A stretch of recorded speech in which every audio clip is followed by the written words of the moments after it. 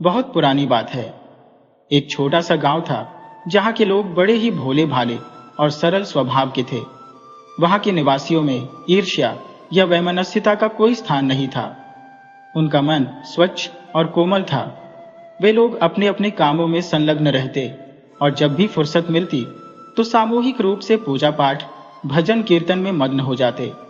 हफ्ते में एक दिन किसी एक व्यक्ति के घर यह आयोजन निश्चित था, जहां सभी मिलकर भगवान का गुणगान करते। इस प्रकार गांव में एक तरह की भक्ति मंडली बन गई थी, जो बारी बारी से हर घर में भजन कीर्तन किया करती थी। यदि किसी दिन किसी के घर न हो पाता तो गांव के बीचों बीच स्थित पुरानी पीपल के पेड़ के नीचे सभी एकत्रित हो जाते, जहां भजन और पूजा का सिलसिला शुरू हो जाता। गांव के लोग पीपल के नीचे बैठकर बड़े श्रद्धा भाव से भगवान के नाम का जाप करते थे। महिलाएं भजन गाती, पुरुष कहानियां और भगवान की महिमा का बखान करते। इस तरह पूरे गांव में आपसी प्रेम और भाईचारे का वातावरण बना रहता था। दुख सुख में सभी एक दूसरे के साथ खड़े रहते थे। कहते हैं कि भगवान भोलेनाथ की विशेष कृपा उस गांव पर बनी हुई थी। उसी पीपल के पेड़ पर एक कोयल अपने पति के साथ निवास करती थी। यह कोयल निसंतान थी और उसका पति बहुत ही खड़ूस स्वभाव का था, जो हर समय उससे तकरार करता और ताने देता। जब भी वह कोयल गांव के लोगों को पूजा पाठ में रमा देखती तो उसके मन में भी श्रद्धा उमड़ती। उस गांव में किसी के घर में कोई कमी नहीं थी। सबके घर में संतानें थी और कोई दुखी नहीं था। कोयल जब ग्रामीणों को भजन करते, आरती गाते देखती तो वह बड़े ध्यान और मनोयोग से उस पूजा में मन लगाकर भगवान का नाम जपने लगती और मन ही मन प्रार्थना करती, हे भगवान, मेरी भी सोनी गोद भर दो, मेरे जीवन को भी संतान के आशीर्वाद से पूर्ण कर दो। गांव वाले भी यह देख चुके थे कि कोयल पूजा के समय एक ही डाल पर स्थिर होकर एकाग्रचित्त हो जाती है, जबकि उसका पति इधर उधर उड़ता रहता था। कोयल मन ही मन सोचती, कितना सौभाग्यशाली होता है मनुष्य का जन्म। अगर मैं मनुष्य होती तो हर प्रकार की भक्ति और पूजा करने की स्वतंत्रता होती। वह भजन तो मन में ही गुनगुना सकती थी, लेकिन मनुष्य जैसी पूर्णता के साथ वह भक्ति के कार्यों में संलग्न नहीं हो पाती थी। और इसी बात का दुख उसके हृदय में कहीं गहरे बैठा हुआ था। जो महिलाएं और उनके पति पूजा पाठ में आते थे, उन्हें धीरे धीरे उस कोयल से गहरी हमदर्दी होने लगी। जब भी पूजा शुरू होती, कोयल उस पीपल की डाल पर आकर बैठ जाती और पूरे समय वहीं रहती। एक दिन भजन कीर्तन और आरती के समापन पर प्रसाद बांटते हुए गांव वालों ने सोचा, चलो इस कोयल को भी थोड़ा प्रसाद दे देते हैं। उन्होंने एक पीपल के पत्ते पर प्रसाद रखा और कोयल के पास रख दिया। कोयल ने बहुत ही आत्मीयता से प्रसाद ग्रहण किया और कुछ प्रसाद उसने अपने पति के लिए बचा लिया। अब कोयल अपने घोंसले में उत्सुकता से पति की प्रतीक्षा करने लगी, ताकि वह भी इस पवित्र प्रसाद का अनुभव कर सके। थोड़ी देर बाद उसका पति आया तो उसने प्रसाद को अपनी चोंच से पति की चोंच में डाल दिया, लेकिन पति क्रोधित हो गया और कहने लगा, तूने मुझे ये क्या खिला दिया? भगवान कुछ नहीं होते। अगर होते तो क्या हमें संतान नहीं होती? वह नास्तिक था और ईश्वर पर उसका कोई विश्वास नहीं था। कोयल ने उसे समझाने की कोशिश की कि यह प्रसाद है, भगवान का आशीर्वाद है। लेकिन कोयल के पति ने प्रसाद को थूक दिया और पास के तालाब में जाकर अपनी चोंच को धोने लगा और गुस्से में पंख फड़फड़ाते हुए कोयल से उलझने लगा। इस व्यवहार से कोयल का दिल टूट गया। वह मन ही मन रोने लगी। उसकी आत्मा गहरे दुख से भर गई। उसने सोचा, एक तो मेरे पति की उपेक्षा और ताने मुझे सालते हैं, और अब मैं जो पूजा पाठ में मन की शांति खोजती हूँ, वह भी उसे पसंद नहीं। उसने आंसुओं से भरी आंखों से ईश्वर से प्रार्थना की, हे भगवान, यदि आप वास्तव में मुझ पर प्रसन्न हैं तो मुझे इस कोयल के रूप से मुक्ति दें। उस दिन उसने अपने मन के सच्चे भावों से ईश्वर से अपने दुख से छुटकारा पाने की याचना की। भगवान ने शायद कोयल की सच्ची प्रार्थना सुन ली थी और उसकी यह विनती स्वीकार हो गई। कोयल के प्राण पखेरु उड़ गए और जब उसका पति लौटा तो उसे कोयल मृत अवस्था में मिली। इस दृश्य से वह क्रोधित हो गया और मन में संशय करने लगा कि अवश्य इसने वही प्रसाद खाया होगा जो वह मुझे देने का प्रयास कर रही थी। उसकी बुद्धि तरह तरह के संदेहों से घिर गई, लेकिन वह नहीं जानता था कि कोयल की प्रार्थना का उत्तर भगवान ने इसी रूप में दिया है। उसी समय एक दूर देश के राजा के जीवन में परिवर्तन हुआ। वर्षों से संतान की आस में वह और उसकी रानी विविध उपायों का सहारा ले चुके थे, किंतु उनके जीवन में किसी संतान का आगमन नहीं हुआ था। कोयल के प्राण त्यागने के साथ ही संयोगवश रानी गर्भवती हो गई। जब राजा को यह शुभ समाचार मिला तो उसका हृदय प्रसन्नता से भर उठा और पूरे राज्य में उत्सव का माहौल छा गया। समय के साथ 9 माह बीत गए और रानी ने एक सुंदर कन्या को जन्म दिया। जन्म के साथ ही महल में आनंद की लहर दौड़ गई, क्योंकि यह संतान राजा और रानी के लिए वर्षों की प्रतीक्षा का परिणाम थी। राजा यद्यपि पुत्र की कामना रखता था, लेकिन कन्या के जन्म पर भी उसका हृदय प्रेम से भर उठा। परंतु राजा और रानी दोनों ही धर्म और भगवान में विशेष आस्था नहीं रखते थे और उनके महल में नित्य मांसाहारी भोजन का प्रचलन था।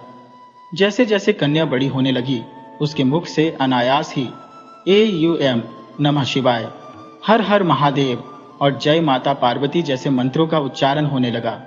ये शब्दावली उसके मुख से इतनी सहजता से निकलती मानो उसके अंतर में भगवान का नाम बस गया हो। ये देख उसके माता पिता विस्मित रह गए, ये सोचकर कि उनके जैसी नास्तिक प्रवृत्ति के माता पिता की संतान के मुख से शिव और पार्वती के नाम का उच्चारण कैसे हो रहा है। जो माँ पिताजी केवल भगवान का नाम लेकर अपना समय बिताते रहते थे, हम में से कोई शायद ही भगवान का नाम लेता था, क्योंकि हमारे पास उनसे मांगने को कुछ नहीं था। न हमने मन्नत मांगी, न पूजा की, और फिर भी इतने समय के बाद भी हमें संतान का सुख नहीं मिला। हमने भगवान पर भरोसा करना छोड़ दिया, मानो नसीब में होगा तो संतान मिल ही जाएगी। इस धारणा के साथ हम जी रहे थे। धीरे धीरे कन्या बड़ी होने लगी। घर में सभी मांसाहार ग्रहण करते, लेकिन कन्या मांसाहारी भोजन से मना कर देती, वह शाकाहारी ही रहती। वैतरणी अपनी पूजा अर्चना में लगी रहती और अपनी भक्ति से पूरे महल के लोगों का दिल जीत लिया। वह राजमहल में सबके लिए प्रिय हो गई थी। यहाँ तक कि राजा, जो मांसाहार का प्रेमी था, उसने भी कन्या की पूजा में कोई रुकावट नहीं डाली। समय बीतता गया और कन्या का पूजा पाठ में मन और भी रमता गया। वह मंदिर में समय बिताने लगी और एक दिन उसने अपने पिता से भोलेनाथ का मंदिर बनवाने का अनुरोध किया। राजा ने उसकी यह इच्छा मान ली और उसके लिए मंदिर बनवा दिया। अब कन्या अपने अधिकतर समय पूजा में ही व्यतीत करती, भगवान की भक्ति में मग्न रहती। संसार के व्यर्थ झंझटों से उसे कोई वास्ता नहीं था। इसी बीच एक दिन राजा शिकार खेलने के लिए निकला। दिन भर जंगल में तलाशने पर भी उसे कोई शिकार नहीं मिला। राजा सुबह से शाम तक जंगल में भटकता रहा, लेकिन उसे कोई शिकार हाथ नहीं लगा। थकान और निराशा से भरकर वह उसी पुराने पीपल के पेड़ के नीचे आकर बैठ गया, जहां एक कोयल अपने साथी के साथ निवास करती थी। अचानक राजा की निगाह उस कोयल के पति पर पड़ी और उसने सोचा कि हिरण या कोई अन्य शिकार न सही, इस परिंदे को ही मारकर अपने शिकार की भूख मिटा लेता हूं। राजा ने नीचे से ही तीर साधा और उस पंछी पर छोड़ दिया। तीर लगते ही घायल पक्षी घबराकर नीचे गिर पड़ा। हालांकि उसकी जान अभी बाकी थी। राजा ने उसे उठाया और महल की ओर लौट चला। महल पहुंचकर उसने रानी से कहा, रानी साहिबा, आज पूरे दिन जंगल की खाक छानी, मगर कोई शिकार नहीं मिला। ये पंछी ही हाथ आया है। इसकी एक सूप तैयार कर दीजिए ताकि मैं इसे खा सकूं। इसकी बोली भी बड़ी मधुर है, इसलिए आज इसे ही भोजन बनाना चाहता हूं। वही उनकी पुत्री की निगाह पिता के हाथ में घायल पंछी पर पड़ी। दया और करुणा से उसका हृदय पिघल गया और उसे समझ में आया कि यह तो उसके पूर्व जन्म का पति ही है। तुरंत वह पिता से बोली, पिताजी, कृपया ये पंछी मुझे दे दीजिए। राजा ने अचरज से पूछा, बेटी, इसका तुम क्या करोगी? लेकिन उसने जोर देकर कहा, पिताजी, मुझे इसे दे दीजिए। वह उस घायल कोयल को लेकर भगवान के मंदिर चली गई।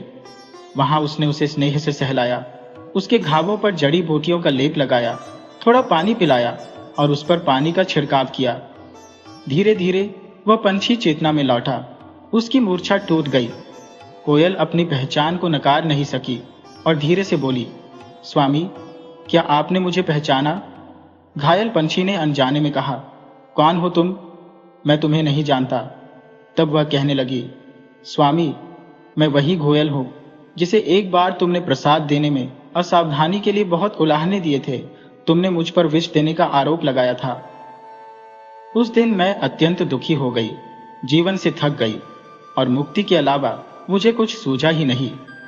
मैंने भगवान से प्रार्थना की कि यदि मेरी भक्ति सच्ची है तो मुझे इस यंत्रणा से छुटकारा मिले और मानव जीवन मिले। भगवान की कृपा से मेरा जन्म राजा के घर हुआ। उसे अपनी पुरानी भूल का एहसास हुआ और वह पछताने लगा। उसे अब महसूस हुआ कि कैसे उसने अपनी भार्या को खोकर अकेलेपन में जीवन व्यतीत किया। पश्चाताप से भरे मन से वह अपने सारे पापों के लिए क्षमा मांगने लगा। उसी क्षण उसने भगवान को सच्चे हृदय से पुकारा। उसकी आंखों के सामने उसका घाव से रक्त बह रहा था और शिवलिंग के ऊपर टपक रहा था। राजकुमारी भगवान की आराधना में लीन हो गई। अपने पूर्व जन्म के पति की मुक्ति की प्रार्थना करते हुए बोली, हे प्रभु, इन्हें भी मोक्ष प्रदान करें और मानव जीवन दें, ताकि अगले जन्म में मुझे यही साथी मिल सके। उसकी निश्चल भक्ति से भगवान भोलेनाथ अत्यंत प्रसन्न हुए और तुरंत प्रकट हो गए। प्रभु ने मुस्कुराते हुए पूछा, बेटी, तुम्हारी भक्ति से मैं अति प्रसन्न हूं, परंतु तुम्हारे पति ने इस जन्म में अभी तक ऐसे कर्म नहीं किए हैं जो उन्हें शीघ्र मुक्ति दिला सके। राजकुमारी ने विनम्रता से उत्तर दिया, प्रभु, इनके कर्मों का प्रायश्चित यह अपने दुखों से भुगत चुके हैं। कृपया इन पर दया करें और इन्हें मुक्ति का वरदान दें। भोलेनाथ ने उसकी बातों को सुना और उनकी भक्ति और सच्चे प्रेम को देखकर तथास्तु कहकर अंतर्ध्यान हो गए। इसके पश्चात कोयल के पति ने अपने प्राण त्याग दिए।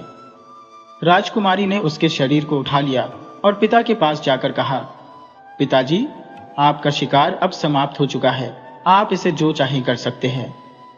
राजा ने अपने शिकार को देखा और बोले, जब मैं इसे लाया था यह जीवित था, किंतु अब यह मर चुका है, इसे मैं नहीं खाऊंगा।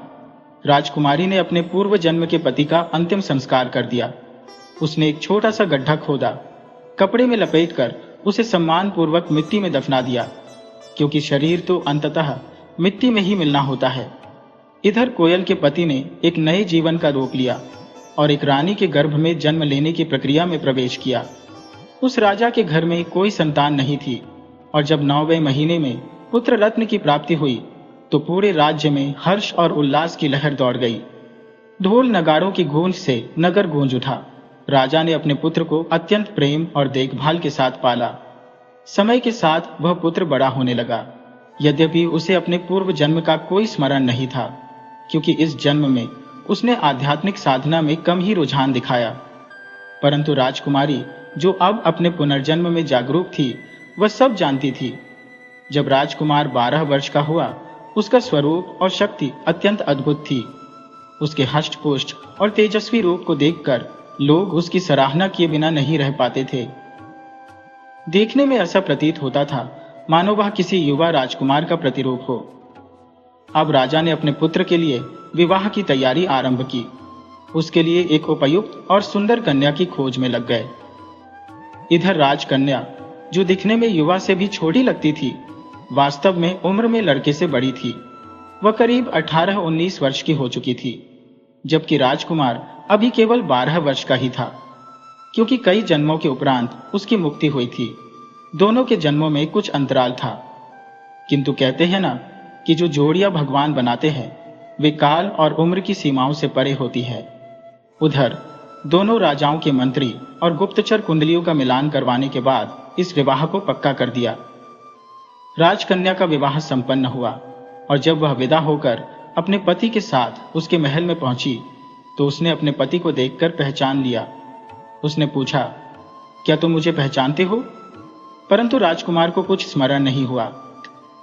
तब राजकन्या ने कहा, हम पूर्व जन्म में भी पति पत्नी थे। उस जन्म में तुमने भगवान के प्रसाद का अपमान किया था, जिसके कारण तुम्हें अत्यधिक कष्ट सहना पड़ा।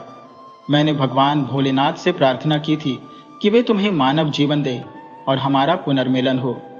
यही कारण है कि इस जन्म में हमें पुनः एक दूसरे का साथ मिला। इन बातों को सुनते ही राजकुमार को अपने पूर्व जन्म की स्मृतियां जाग उठी। अब वे दोनों नित्य भोलेनाथ की आराधना में मग्न हो गए। राजा अपने पुत्र और ऐसी धर्मपरायण बहू को पाकर बहुत प्रसन्न था। कहता था, आज के युग में ऐसी संस्कारी और श्रद्धालु कन्या कहाँ मिलती है। जैसे ही राजकुमारी ने राजमहल में कदम रखा, पूरे राज्य में सुख समृद्धि का वातावरण फैल गया। महल से लेकर प्रजा तक सभी पूजा अर्चना और भक्ति के मार्ग पर चल पड़े। राजमहल में समय समय पर कीर्तन और धार्मिक कथा का आयोजन होने लगा। जहां भी धार्मिक अनुष्ठान होता, लोग राजकुमारी को वहां अवश्य लेकर जाते। उसकी उपस्थिति से समस्त वातावरण भक्ति से ओतप्रोत हो जाता। उसके कहे वचनों में ऐसी शक्ति थी कि जो भी कहती वह सत्य सिद्ध होता। समय बीतते हुए 9वें महीने में उसे चंद्रमा की आभा समान सुंदर पुत्र रत्न की प्राप्ति हुई। इस दिव्य संयोग के साथ उनके दिन सुख समृद्धि और शांतिपूर्ण तरीके से व्यतीत होने लगे। कोयल ने अपनी गहन भक्ति से भगवान को प्रसन्न किया और मानवीय देह का वरदान पाया। मानवीय जीवन के साथ उसे सभी सुख सुविधाएं मिली। हे भोलेनाथ, जैसे आपने उस कोयल पर कृपा की, वैसे ही इस कथा को सुनने और कहने वालों की सभी मनोकामनाएं पूर्ण हो। बोलो हर हर महादेव, राधे राधे।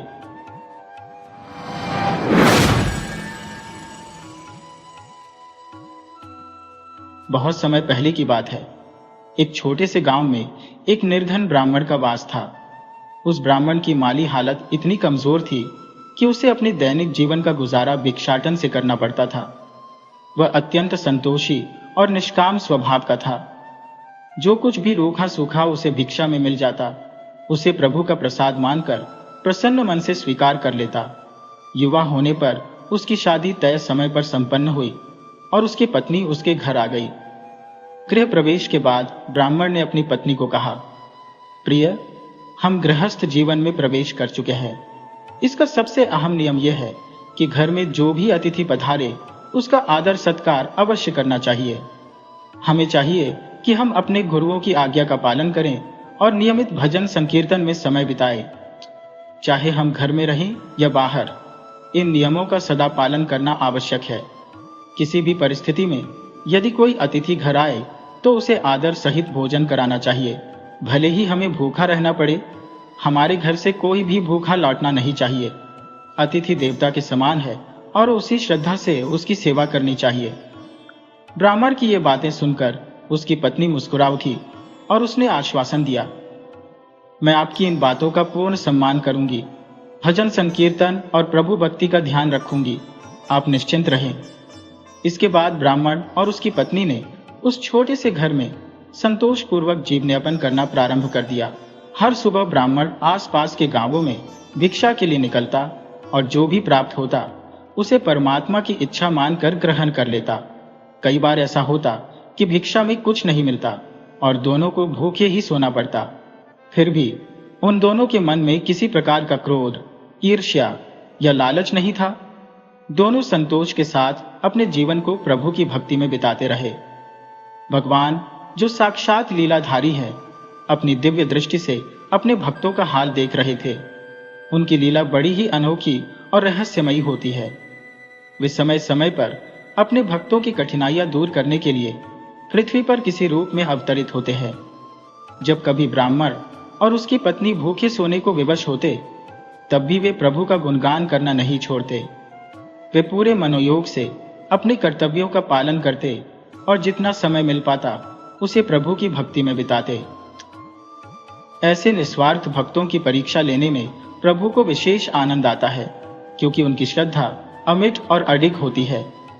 एक दिन ब्राह्मण की अद्भुत भक्ति और उनके त्याग से प्रभु इतने प्रसन्न हुए कि वे उसकी परीक्षा लेने का विचार करने लगे। उन्होंने साधु का वेश धारण किया और ब्राह्मण के घर की ओर प्रस्थान किया। वहां पहुंचकर वे घर के बाहर बने चबूतरे पर विराजमान हो गए और भिक्षा के लिए पुकार लगाई। ब्राह्मण, जो भीतर अपने कार्यों में व्यस्त थी, साधु की पुकार सुनते ही बाहर आई। साधु को देखकर वह आश्चर्यचकित हो उठी। साधु ने मुस्कुराते हुए कहा, पुत्र, आज इस मार्ग से गुजरते हुए ऐसा प्रतीत हुआ कि तुम्हारे घर के सामने कुछ विशिष्ट आकर्षण है। भोजन का समय भी हो चला है, धूप भी तीव्र है और भूख ने मुझे अधीर कर दिया है। इसीलिए मैंने निश्चय किया कि आज तुम्हारे ही घर भोजन करूंगा। ब्राह्मण ने अत्यधिक प्रसन्नता से साधु को प्रणाम किया और विनम्र स्वर में बोली, महाराज, यह हमारे लिए परम सौभाग्य की बात है कि आप हमारे घर पधारे हैं। कृपया भीतर पधारें। इतना कहते हुए वह साधु को आदर पूर्वक घर के भीतर ले गई। साधु महात्मा ने एक आसन मनवाया और जो वास्तव में भगवान स्वयं साधु के रूप में आए थे, उन्होंने विनम्रता पूर्वक बैठने का अनुरोध स्वीकार किया। उस दिन दुर्भाग्यवश ब्राह्मण को भिक्षा में एक अन्न का दाना भी प्राप्त नहीं हुआ। रसोई घर में प्रवेश कर जब उसने देखा तो वहां भोजन की कोई सामग्री उपलब्ध नहीं थी। ब्राह्मण गहरी चिंता में पड़ गया और सोचने लगा, अब क्या किया जाए। भले ही हम स्वयं भूखे रह जाएं, लेकिन घर आए अतिथि को खाली पेट कैसे जाने दें। यदि आज ऐसा हुआ तो हमारी अब तक की सारी भक्ति व्यर्थ हो जाएगी। ये सोचकर उसने अपनी पत्नी से चर्चा की। पत्नी ने उसे सांत्वना देते हुए कहा, स्वामी, आप क्यों चिंतित होते हैं। यदि मन में श्रद्धा और सेवा का भाव हो तो कोई न कोई उपाय अवश्य निकल आएगा। ब्राह्मण ने पूछा, परंतु हमारे पास तो कुछ भी नहीं है, न तो आभूषण है न ही वस्त्र। ऐसे में हम अतिथि का स्वागत कैसे करेंगे। पत्नी ने विचार करते हुए उत्तर दिया, आप नाई की दुकान से एक कैंची ले आइए।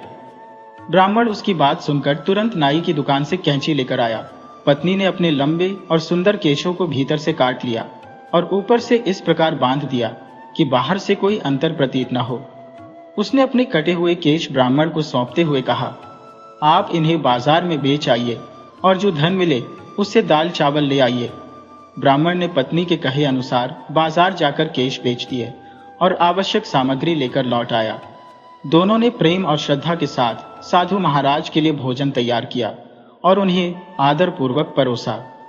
भोजन के उपरांत साधु महात्मा ने मुस्कुराते हुए कहा, पुत्र, इस तपती दोपहर में मैं कहाँ जाऊंगा। आज का दिन मैं यहीं विश्राम करना चाहूंगा। ब्राह्मण ने यह सुनकर प्रसन्न चित्त होकर कहा, महाराज, ये तो हमारे लिए अत्यंत सौभाग्य की बात है। आप यहाँ विश्राम करें। महाराज, आपकी सेवा का यह अवसर हमारे लिए अत्यंत दुर्लभ और अनुपम है। यह कहकर ब्राह्मण ने श्रद्धापूर्वक साधु महाराज के चरणों में बैठकर उनके पैर दबाने आरंभ कर दिए। पत्नी ने जब अपने पति को इस प्रकार सेवा में लीन देखा तो वह भी उनके साथ चरण सेवा में लग गई। हालांकि ब्राह्मण के मन में अब रात के भोजन की चिंता होने लगी। उसके मुख पर चिंता के भाव देखकर पत्नी ने उसे सांत्वना दी और बोली, स्वामी, आप व्यर्थ ही चिंता कर रहे हैं। मैं हूं ना, कुछ न कुछ उपाय अवश्य हो जाएगा और भोजन की व्यवस्था हो जाएगी। शाम ढलने पर पत्नी ने पुनः अपने केशों का एक और भाग काटकर ब्राह्मण को सौंप दिया। ब्राह्मण उन केशों को बेचकर दाल और चावल लेकर लौट आया। दोनों ने मिलकर प्रेम और समर्पण के साथ भोजन तैयार किया। साधु महाराज के लिए यह भोजन बड़े ही सम्मान और आत्मीयता के साथ परोसा गया। रात्रि के भोजन के पश्चात साधु महाराज अत्यंत प्रसन्नचित्त होकर बोले, पुत्र, तुम्हारे अतुलनीय प्रेम और सेवा ने मेरे हृदय को आह्लादित कर दिया है, परंतु अब इस गहन अंधकार में मैं कहाँ जाऊंगा। ऐसा प्रतीत होता है कि आज की रात मैं यहीं विश्राम कर लूं। ब्राह्मण ने यह सुनकर अत्यंत विनम्रता से उत्तर दिया, महाराज, यह तो हमारे लिए ईश्वर का वरदान है कि हमारी साधारण कुटिया को आपने अपने विश्राम के योग्य समझा। यह हमारा परम सौभाग्य है कि हमें आपकी सेवा करने का अवसर मिला। कृपया निसंकोच होकर यहीं विश्राम करें। इतना कहने के पश्चात दोनों पति पत्नी साधु महाराज के चरणों में बैठ गए। साधु महाराज जब विश्राम के लिए लेट गए तो दोनों पति पत्नी भी उनके चरणों के पास सो गए। जब ब्राह्मण और उसकी पत्नी गहरी निद्रा में थे, साधु के वेश में भगवान चुपचाप उठे और गहन चिंतन मुद्रा में बैठ गए। उनका मुखमंडल दिव्य तेज से आलोकित हो उठा, जैसे उनकी प्रसन्नता ने समस्त संसार को आलोकित कर दिया हो। साधु महात्मा ने अपने करुणामय स्वर में ब्राह्मण को आशीर्वाद दिया, पुत्र, तुम्हारे समस्त कष्ट और विषाद समाप्त हो जाए। तुम्हारी पत्नी के केश पुनः पूर्ववत सुदीर्घ और घने हो जाए। तुम्हारा घर धन धान्य से भर जाए और संपन्नता का प्रकाश हर दिशा में फैल जाए।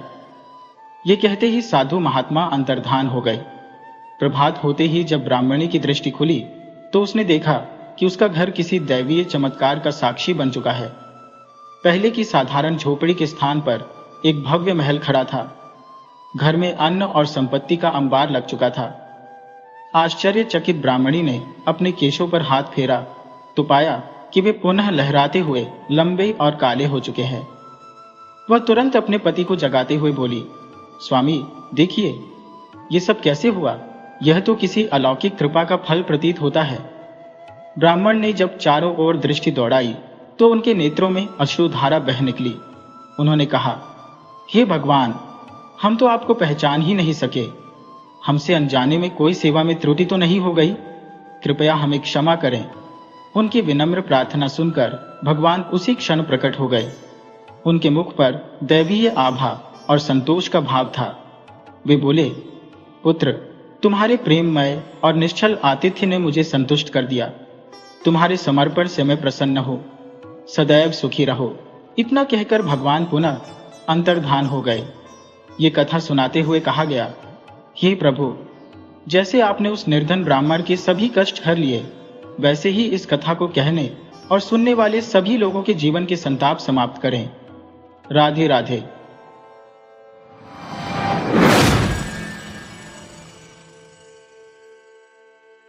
एक बार की बात है, सूर्य, चंद्रमा, मंगल, बुध, बृहस्पति, शुक्र, शनि, राहु और केतु ये नवग्रह आपस में एक विवाद में उलझ गए। सभी सोचने लगे कि इनमें से सबसे श्रेष्ठ, सबसे महान कौन है। हर ग्रह स्वयं को सबसे बड़ा बताने लगा और अपनी विशिष्टता पर जोर देने लगा। मैं सबसे महान हूं, ऐसा कहते हुए सभी ग्रह आपस में बहस करने लगे, परंतु कोई निष्कर्ष तक नहीं पहुंच पाए। आखिरकार सभी ग्रह झगड़ते हुए इंद्रदेव के पास पहुंचे और बोले, हे इंद्रदेव, आप सभी देवताओं के स्वामी हैं। हमारे इस प्रश्न का निपटारा कीजिए। हमें बताइए कि हम 9 ग्रहों में से सबसे महान कौन है। इंद्रदेव ने यह प्रश्न सुना और थोड़े असमंजस में पड़ गए। उन्होंने सोचा, यह तय करना मेरे लिए अत्यंत कठिन है कि किसी को श्रेष्ठ या निम्न कहा जाए, परंतु उन्होंने एक समाधान सुझाया। इस समय पृथ्वी पर एक राजा है, विक्रमादित्य, जो सभी के कष्टों का निवारण करने वाले माने जाते हैं। तुम सभी उनके पास जाओ और उनसे अपने प्रश्न का उत्तर मांगो। वही तुम्हारे इस विवाद का उचित हल निकाल सकते हैं। इंद्रदेव की सलाह पर सभी ग्रह पृथ्वी लोक में राजा विक्रमादित्य की सभा में उपस्थित हुए और अपनी समस्या उनके सामने रख दी। ग्रहों ने राजा से विनम्रता पूर्वक निवेदन किया, हे राजन, कृपया हमारी इस उलझन का समाधान करें। राजा विक्रमादित्य ने उनकी समस्या को ध्यानपूर्वक सुना और सोच में डूब गए। उन्होंने विचार किया, किसी को छोटा या बड़ा कहना मेरे लिए कठिन है, परंतु विवाद का समाधान तो करना ही होगा। इसलिए राजा विक्रमादित्य के मन में एक युक्ति उपजी। उन्होंने सोना, चांदी, कांसा, पीतल, रजत, सीसा, टिन, जस्ता, अब्रक और लोहे की 9 पट्टियां बनवाई और उन्हें पंक्ति में सजा दिया। फिर राजा ने ग्रहों से कहा, आप सभी अपने अपने आसनों पर विराजमान हो। जिसकी पट्टी सबसे आगे होगी उसे मैं श्रेष्ठ मानूंगा और जो सबसे पीछे होगी उसे सबसे छोटा। संयोगवश सबसे अंतिम आसन लोहे का था, जिसे देखकर शनिदेव समझ गए कि राजा ने उन्हें सबसे छोटा समझा है। यह बात शनिदेव को कुपित कर गई और उन्होंने क्रोधित होकर राजा से कहा, तुम मेरे प्रचंड प्रभाव से परिचित नहीं हो। मैं सूर्य की राशि में 1 माह, चंद्रमा की राशि में 2.5 दिन, बृहस्पति की राशि में 13 महीने, मंगल की राशि में 1.5 महीना, शुक्र की राशि में 1 महीना रहता हो और राहु केतु जो विपरीत दिशा में चलते हैं, वे एक राशि में 18 महीने रहते हैं, पर मैं एक राशि में 7.5 वर्ष तक रह सकता हूँ। मैंने बड़े बड़े देवताओं तक को अपने प्रभाव से नहीं बख्शा है। यहाँ तक कि जब भगवान राम पर 7.5 आई तब उन्हें वनवास सहना पड़ा। रावण पर जब यह दशा आई तब उसका संपूर्ण लंका का विनाश हुआ। विक्रमादित्य ने निडरता से उत्तर दिया, जो भी मेरे भाग्य में लिखा है वही घटित होगा। यह सुनकर अन्य सभी ग्रह प्रसन्नता पूर्वक अपने अपने लोक को लौट गए, परंतु शनिदेव कुपित होकर वहां से प्रस्थान कर गए। कुछ समय पश्चात राजा विक्रमादित्य पर शनिदेव की 7.5 का प्रभाव शुरू हो गया। शनिदेव घोड़े के व्यापारी का रूप धारण कर अद्वितीय घोड़ों को लेकर उनके राज्य में आ गए। राजा के सैनिकों ने यह सूचना दी कि एक घोड़ा व्यापारी राजमहल आया है और श्रेष्ठ नस्ल के घोड़े बेच रहा है। राजा ने उसे बुलवाया और एक अत्यंत सुंदर घोड़े का चयन किया। जैसे ही उन्होंने उस घोड़े पर सवारी की, घोड़ा उन्हें घने जंगल में बहुत दूर तक ले गया और अंततः राजा को अकेला छोड़कर अंतर्ध्यान हो गया। जंगल में भटकते हुए राजा भूख प्यास से परेशान थे कि उन्हें एक ग्वाला दिखा, जिसने उन्हें पानी पिलाया। प्रसन्न होकर राजा ने अपनी उंगली से सोने की अंगूठी निकालकर उसे भेंट दी और आगे की राह पर बढ़ चले। भटकते भटकते वे चंद्रसेन के राज्य में पहुंचे। चंद्रसेन, जिनसे राजा विक्रमादित्य ने युद्ध में विजय प्राप्त की थी और माफ कर दिया था, उसी पुराने वैर के कारण विक्रमा नामक किसी भी व्यक्ति को मृत्युदंड दिलवाते थे। जब नगरवासियों को यह पता चला कि राजा विक्रमादित्य नगर में है, तो उन्होंने उन्हें पहचानने से इनकार कर दिया और पागल समझकर पत्थरों से मारने लगे। उनके वस्त्र फट चुके थे, हाथ पैर से रक्त बह रहा था, इसलिए लोग उन्हें विक्षिप्त मान रहे थे। तभी लकड़ी का एक व्यापारी उन्हें देख सहायता के लिए आगे आया और अपने साथ ले गया। उस दिन व्यापारी के व्यापार में आश्चर्यजनक वृद्धि हुई और उसने अच्छा धन अर्जित किया। उस दिन सेठ ने अपने सभी लकड़ी के व्यापार को बेच दिया और उसने राजा विक्रमादित्य को भाग्यशाली व्यक्ति मानकर अपने घर भोजन का निमंत्रण दिया। भोजन करते हुए राजा की दृष्टि एक अद्भुत दृश्य पर गई। उन्होंने देखा कि घर में लटकी हुई खूंटी एक कीमती हार को निगल रही है। भोजन के पश्चात सेठ को घर में वह हार नहीं मिला और उसे संदेह हुआ कि इसके पीछे वही अतिथि है, क्योंकि उसके घर में उस समय और कोई नहीं आया था। राजा ने बार बार इनकार किया कि उन्होंने हार नहीं चुराया है, परंतु सेठ ने उनकी बात को अनसुना कर दिया और शोर मचाकर अन्य लोगों को इकट्ठा कर लिया। सभी ने सलाह दी कि इस व्यक्ति को राजा चंद्रसेन के समक्ष प्रस्तुत किया जाए। सेठ विक्रमादित्य को लेकर राजा चंद्रसेन के दरबार में पहुंचा। राजा चंद्रसेन ने कहा, तुम्हारी सूरत से तो तुम भले व्यक्ति प्रतीत होते हो, परंतु सेठ का कहना है कि चोरी करने का अवसर तुम्हें ही मिला था। राजा ने आदेश दिया कि विक्रमादित्य के हाथ पैर काट दिए जाए। समय के साथ एक तेली ने विक्रमादित्य को अपने घर ले जाकर चारपाई पर बिठा दिया, जहां विक्रमादित्य अपनी मधुर आवाज में मल्हार राग गाने लगे। धीरे धीरे शनिदेव का प्रभाव समाप्त होने लगा, जिसका श्रेय विक्रमादित्य की पत्नी की तपस्या और पूजा को दिया गया। एक बरसात की रात को विक्रमादित्य का गाया हुआ मल्हार राग नगर की राजकुमारी के कानों में पड़ा और वह मोहित हो उठी। उसने अपनी सखी को भेजकर यह पता लगाने का आदेश दिया कि यह मनमोहक गायन किसका है। सखी ने ढूंढने के पश्चात बताया कि तेली के घर में एक विकलांग व्यक्ति यह गायन कर रहा है। राजकुमारी ने मन ही मन संकल्प कर लिया कि वह उसी व्यक्ति से विवाह करेगी। अगले दिन राजकुमारी ने व्रत रखने का निर्णय लिया और अपने बिस्तर से उठने से मना कर दिया। उसकी दासी ने रानी को यह सूचना दी। रानी ने आकर राजकुमारी से इस व्रत का कारण पूछा, तो राजकुमारी ने अपने प्रण का खुलासा किया और कहा कि वह केवल उसी व्यक्ति से विवाह करेगी जो तेली के घर में रहता है। रानी ने उसे समझाने का प्रयास किया, यहां तक कि राजा ने भी कहा कि वे उसका विवाह किसी बड़े राजा के साथ करेंगे, परंतु राजकुमारी अपने निर्णय पर अड़िग रही। उसने दोहराया कि वह अपने प्रण से पीछे नहीं हटेगी।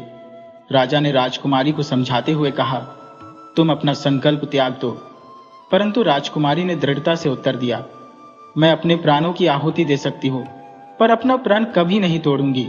तब राजा ने कहा, जैसा तुम्हारी इच्छा, जो विधि के विधान में अंकित है वही होगा। राजा ने तेली को बुलवाया और कहा, मैं चाहता हूं कि जो व्यक्ति तुम्हारे घर में रह रहा है उसके साथ मैं अपनी पुत्री का विवाह कर दूं।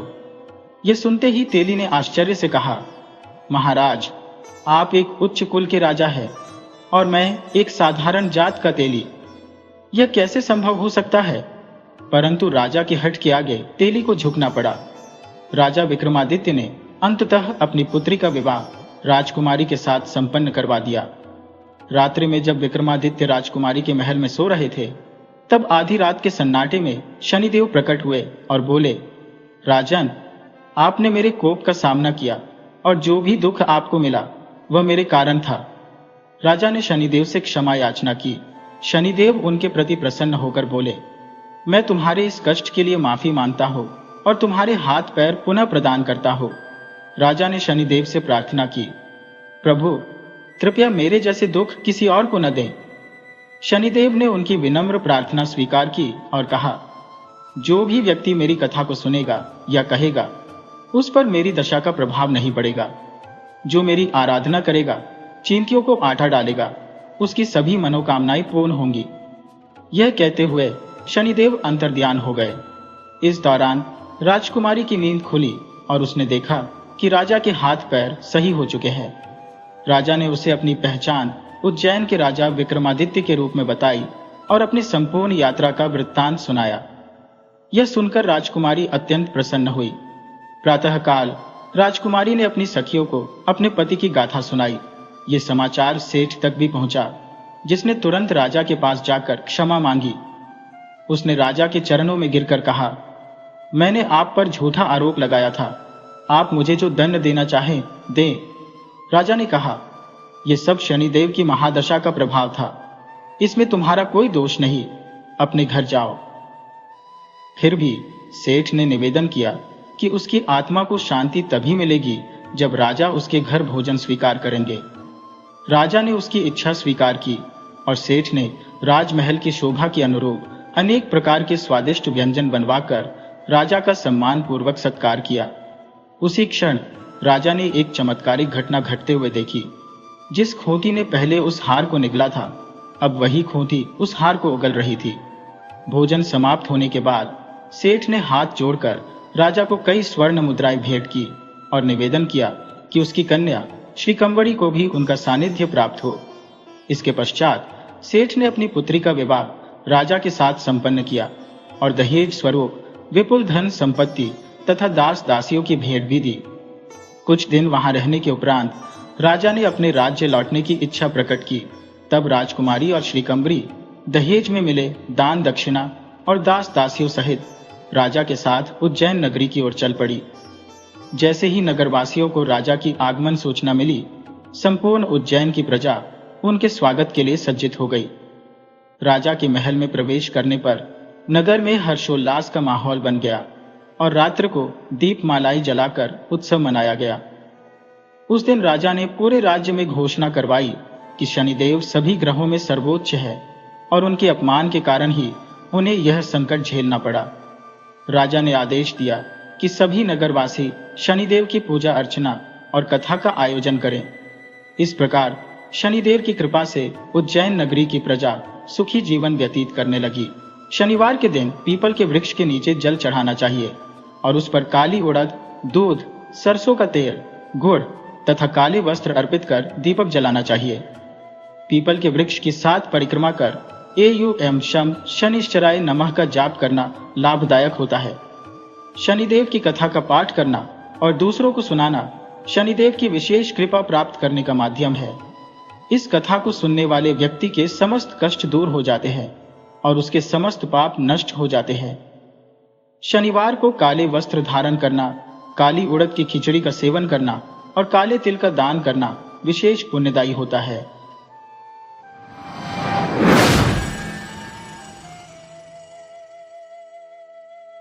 एक कुम्हार और उसकी पत्नी कुम्हारिन थे, जिनकी 1-2 साल की नन्ही बेटी थी। एक दिन कुम्हार ने कहा, आज जंगल से मिट्टी लाने चलेंगे, उसी मिट्टी से बर्तन बनाएंगे, तभी हमारा गुजारा चल पाएगा, नहीं तो भूखों मरने की नौबत आ जाएगी। कुम्हारिन ने सहमति में सिर हिलाया और कहा, बिल्कुल यही सही रहेगा। कुम्हार ने फावड़ा उठाया और जंगल की ओर बढ़ गया।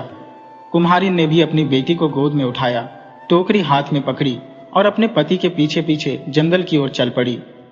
जंगल में पहुंचकर कुम्हार ने एक उपयुक्त स्थान देख मिट्टी खोदनी शुरू की और बहुत सारी मिट्टी जमा कर ली। कुम्हारिन ने वह मिट्टी टोकरी में भरी और उसे सिर पर रख लिया। सिर पर टोकरी होने के कारण वह नीचे झुककर बच्ची को गोद में नहीं उठा पाई। उसने कुम्हार से कहा, सुनिए, इस बच्ची को गोद में उठाकर दे दीजिए। ये सुनते ही कुम्हार अचानक भड़क गया और क्रोधित होकर बोला, तुम या तो मिट्टी घर लाओगी या इस बच्ची को, तुम्हें घर आना है या यही रहना है, मुझे इससे कोई सरोकार नहीं। यह कहकर कुम्हार तिल मिलाते हुए अपनी पत्नी और बच्ची को जंगल में छोड़कर चला गया। कुम्हारिन ने सोचा, अगर वह मिट्टी की टोकरी घर लेकर नहीं जाएगी तो कुम्हार उसे पिटेगा और फिर लड़ाई झगड़ा और बढ़ जाएगा। डर के मारे उसने बच्ची को वहीं छोड़ दिया और सिर पर मिट्टी की टोकरी रखकर घर की ओर चल पड़ी। कुम्हार अपनी बेटी को पसंद नहीं करता था। उसे बेटे की चाहत थी और इस कारण बेटी से वह उदासीन रहता था। उसके जाने के बाद बच्ची अकेले जंगल में छूट गई। वह सहमी हुई थी और भय से जोर जोर से रोने लगी। जंगल में उसकी पुकार सुनने वाला कोई नहीं था। नन्ही नन्ही टांगों से वह इधर उधर दरी सहमी चलने लगी और रोती रही। शाम ढलने लगी और भय से उसकी रुलाई और भी तेज हो गई। उस दिशा से भगवान की कपिला गाय गुजर रही थी। बच्ची की रुलाई उनके कानों में पड़ी तो वह चकित होकर सोचने लगी कि इस घने जंगल में यह बाल स्वर कहां से आ रहा है। एक पल को अचरज हुआ कि इस निर्जन वन में यह नन्ही चीखें कैसे पहुंच सकती है। आवाज का अनुसरण करते हुए कपिला उसी ओर बढ़ी जहां से यह मासूम आवाज गूंज रही थी। कुछ ही पलों में उन्होंने देखा कि एक छोटी सी बच्ची अकेली जमीन पर बैठी, आंसुओं से भीगी, जोर जोर से रो रही है। यह दृश्य देखकर कपिला का दिल पिघल गया। उनके मन में बच्ची के लिए करुणा उमड़ पड़ी। मन ही मन उन्होंने सोचा कि ऐसा कठोर दिल वाला कौन होगा जिसने इस मासूम को यहां वीराने में छोड़ दिया। शायद कोई पत्थर हृदय संवेदनहीन व्यक्ति ही ऐसा कर सकता है। कपिला ने स्नेह से बच्ची को चाटा और अपने झुंड की एक दुधारू गाय को संकेत किया। वह गाय धीरे से पास आई और बच्ची को अपना दूध पिलाया। दूध पीकर और कपिला की स्नेहिल चाट से बच्ची का रुदन शांत हो गया। अब वह गायों के संग खेलने लगी। शाम होते होते गायें वापस अपनी गौशाला में लौट गईं, परंतु अगली सुबह कपिला फिर लौट आई और बच्ची को प्यार से नहलाया, फिर दूध पिलाया। यह क्रम यूं ही चलता रहा। गायों के दूध से बच्ची अब स्वस्थ हो रही थी। जो छोटी सी कमजोर थी वह धीरे धीरे स्फूर्ति से भरने लगी। गाय रोज सुबह शाम उसका ध्यान रखती, उसे दूध पिलाती और रात में अपनी गौशाला में सुरक्षित रखती। दिन, सप्ताह, महीनों के बीतते बीतते बच्ची उनके बीच बड़ी होती चली गई। अब वह उनके साथ जंगल में विचरण करने लगी और गायों को अपनी मां मानने लगी। उन्हें देखते ही वह दौड़कर उनसे चिपट जाती। कुछ वर्षों में वह बच्ची 10 साल की हो गई।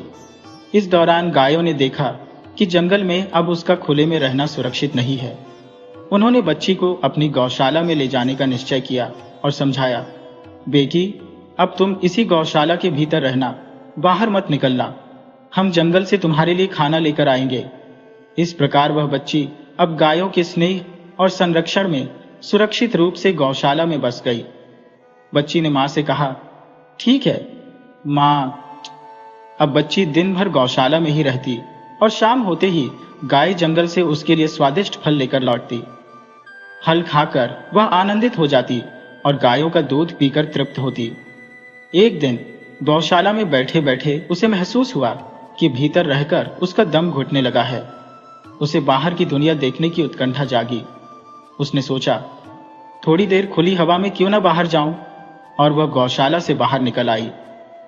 उसी वक्त उस ओर से एक राक्षस गुजर रहा था। बच्ची को देखते ही उसकी आंखों में लालच छलकने लगा और मुंह में पानी आ गया। उसने सोचा, यह तो नाजुक ककड़ी जैसी है, इसका मांस खाऊंगा तो मन प्रसन्न हो जाएगा। कई दिनों से कोई स्वादिष्ट मांस नहीं चखा।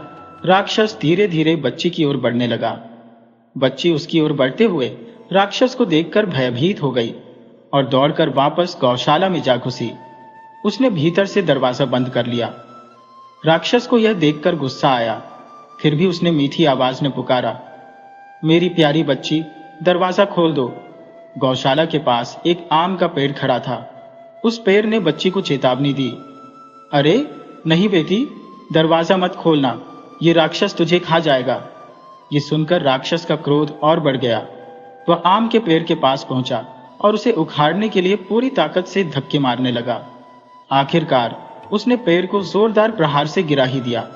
पेड़ की डालियां यहां वहां बिखर गईं। फिर राक्षस वापस गौशाला के दरवाजे के पास गया और एक बार फिर से मीठी आवाज में बोला, मेरी प्यारी बच्ची, जरा दरवाजा खोल दो। गौशाला के पास ही एक नारियल का पेड़ खड़ा था। उसने बच्ची को चेतावनी देते हुए कहा, नहीं नहीं बेटी, दरवाजा मत खोलना, ये राक्षस तुझे निगल जाएगा। बच्ची ने पेड़ों की चेतावनियों को समझ लिया और दरवाजा न खोलने का संकल्प लिया। बच्ची ने जैसे ही दरवाजा खोलने से इनकार किया, राक्षस का क्रोध भड़क उठा। आवेश में वह दौड़ता हुआ नारियल के पेड़ के पास पहुंचा और क्रोध में पेड़ को 2-4 लातें जड़ दी, जिससे वह भी धराशायी हो गया। फिर वह दरवाजे के पास आकर मधुर स्वर में बोला, मेरी लाडो, मेरी प्यारी बेटी, जरा दरवाजा खोल दो। इसी बीच गौशाला के निकट स्थित खट्टे फल आंवली के पेड़ ने आवाज लगाई, नहीं बेटी, दरवाजा मत खोलना, ये राक्षस तुम्हें निगल जाएगा। राक्षस का गुस्सा और भड़क उठा। वह आंवली के पेड़ पर लात मारने ही वाला था कि उसे महसूस हुआ कि सांझ ढलने को है और गौशाला लौटने का समय हो चला है। उसने सोचा, यदि गाय लौट आई तो मुसीबत हो जाएगी। सूझबूझ का परिचय देते हुए उसने फैसला किया कि यहां से जल्द निकल जाना ही बेहतर होगा। लेकिन जाते जाते उसके मन में यह विचार बैठ गया कि कल वह लौटेगा और उस बच्ची को अवश्य खा जाएगा। राक्षस के जाने के कुछ समय बाद कपिला गाय गौशाला में लौटी। उसकी नासिका ने तुरंत ही राक्षस की गंध पकड़ ली। जब उसने बाहर राक्षस के पांवों के निशान देखे तो उसे यकीन हो गया कि कोई खतरा आया था। घबराहट में सभी गायें गौशाला के दरवाजे की ओर दौड़ी। जैसे ही वे दरवाजे के पास पहुंची, दरवाजा अपने आप खुल गया। पर जब वे भीतर गईं, तो बच्ची को वहां न पाकर उनका मन व्याकुल हो उठा। सभी बेचैन हो उठी और चिंताग्रस्त होकर उसे ढूंढने लगी। एक एक जगह खोजने के बाद बच्ची आखिरकार एक कोने में सहमी हुई बैठी मिली। आंसू उसके गालों पर बह रहे थे। उसे देखते ही गाय उसकी ओर दौड़ी और अपनी जीभ से उसके आंसू पोंछने लगी। उसने स्नेह से पूछा, बेटी, क्या हुआ? किसने तुम्हें डराया? बच्ची ने सारी बात अपनी मां, जो कि एक गाय थी, को बता दी। ये सुनते ही गायों में गुस्से की लहर दौड़ गई। उनकी आंखों में आक्रोश उभर आया, क्योंकि वह राक्षस इतनी हिम्मत करके उनकी प्यारी बेटी को खाने आया था। उन्होंने ठान लिया कि अगले दिन उसे सबक सिखाया जाएगा। सुबह हुई तो सभी गायें जंगल जाने के बजाय गौशाला में ही शांत बैठी रही। उधर राक्षस ने अपने दिन की शुरुआत कुछ यूं की, मुंह धोया, दांत घिसे और मन में यह ठान लिया कि आज वह बच्ची का मांस खाएगा। विचारों में मग्न वह अपने मन में बड़े बड़े सपने बुनने लगा। उसे तो यही लगा कि आज का दिन उसके लिए जश्न का होगा। राक्षस जब गौशाला के पास पहुंचा तो कपिला गाय अंदर छिपी हुई थी, परंतु इस बात से वह अनजान था। उसने फिर पहले की ही तरह मीठी आवाज में पुकारा, लाडो बेटी, जरा दरवाजा खोल दो। दरअसल वह दरवाजा जादुई था, जो केवल कपिला गाय या वह बच्ची ही खोल सकती थी। किसी और की हिम्मत नहीं थी उसे खोलने की। कई बार मीठे स्वर में पुकारने के बावजूद दरवाजा नहीं खुला तो राक्षस के मन में बेचैनी बढ़ गई। उसने फिर से आग्रह किया, लाडो बेटी, जरा दरवाजा खोल दो। लेकिन तभी पास खड़े आंवली के पेड़ ने चेतावनी दी, नहीं बेटी, दरवाजा मत खोलना, ये राक्षस तुम्हें निगल जाएगा। राक्षस की क्रोध की सीमा न रही। उसने दौड़कर आंवली के पेड़ पर कई जोरदार लातें मारी, जिससे पेड़ का तना टूटकर बिखर गया। उसके बाद राक्षस ने गौशाला के पास के सभी पेड़ों को उखाड़ना शुरू कर दिया। क्रोध में उसने एक एक करके सारे पेड़ तोड़ डाले और अंततः वहां कोई ऐसा पेड़ न बचा जो उसे रोक सके। इसके बाद उसने दरवाजे को तोड़ा और गौशाला में घुस आया। जैसे ही राक्षस ने गौशाला में कदम रखा, वहां खड़ी सभी गायें मानो उसी की प्रतीक्षा कर रही थी। जैसे ही उसने भीतर पांव रखा, बच्ची को दूध पिलाने वाली गाय ने सबसे पहले अपनी शक्तिशाली सींग से उस पर वार किया। फिर दूसरी गायों ने भी बारी बारी से अपने प्रहारों से उसे पीड़ा पहुंचाई। सभी ने मिलकर राक्षस की हड्डियां तोड़ दी, उसके हाथ पैर जख्मी कर दिए और अंत में उसे घसीटकर जंगल के एक कोने में फेंक दिया। अपनी जान बचाकर भागते हुए राक्षस ने ठान लिया कि अब वह जीवन में कभी किसी बच्ची के मांस की लालसा नहीं करेगा। गायों ने बच्ची को दिलासा दिया, अब निश्चिंत रहो, ये राक्षस फिर कभी यहां लौट कर नहीं आएगा। इसके बाद शांति और सुरक्षा में कुछ वर्ष गुजर गए और वह नन्ही बच्ची अब 16 वर्ष की एक सुंदर कन्या में बदल गई। उसका डर भी धीरे धीरे समाप्त हो गया।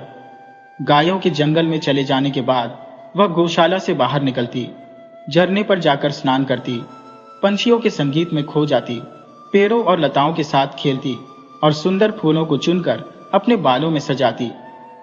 एक दिन जब वह झरने के पास फूल तोड़ रही थी, तभी उस राज्य का राजकुमार शिकार पर निकला हुआ उसी जंगल में आ पहुंचा। उसने देखा कि झरने के पास एक अनुपम सुंदर कन्या खड़ी है और पहली ही नजर में उसे वह बहुत भा गई।